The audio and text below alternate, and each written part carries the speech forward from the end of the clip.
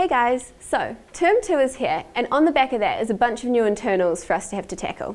So here's StudyTime's top strategies for maximising productivity after school to help you keep on top of all this content and everything else that's going on. Productivity happens when we give a task our undivided attention.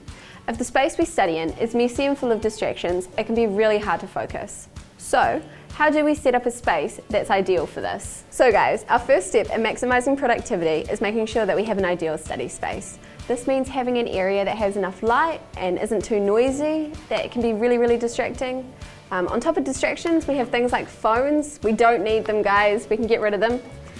And on top of that, we just want to be making sure that our space is set up beforehand so that we have as little excuses as possible. Secondly, we want to be setting up a trigger. And a trigger serves as a cue to help us associate studying in a certain environment. So this can be something like a cap, it could be a lamp, it could be some music. And we want to activate it as soon as we start studying and turn it off as soon as we're finished studying. And what this does is it further reinforces the idea that when in the presence of this trigger, we're going to be studying. If you're not used to doing a lot of study after school, ease into it. You don't have to go from 0 to 100 straight away.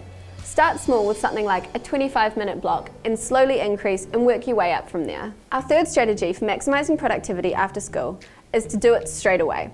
We want to minimise that gap between being motivated at school and being less motivated at home. It's really hard to refocus once we've lost that groove, and the most difficult part is really just getting started. We make it into a bigger thing in our head than what it really is, and so once we do just get started, it is a lot easier. Our last strategy for maximising productivity after school is chunking. Basically what chunking is breaking down tasks into smaller pieces that look much more manageable. If we have in our head, I have to write an entire essay, it can be really daunting, as opposed to something like, today I want to get my introduction done. Chunking can be really beneficial because it makes what seems like a huge task into something that is very doable. So what can we do right now to get a head start on maximising our productivity after school? Firstly, we can find a study space that is ideal for us and meets all the conditions like being well lit and free of distractions. Further, we can start thinking about what kind of trigger would be ideal for us in our own studying. So this has been StudyTime's top strategies for maximising productivity after school.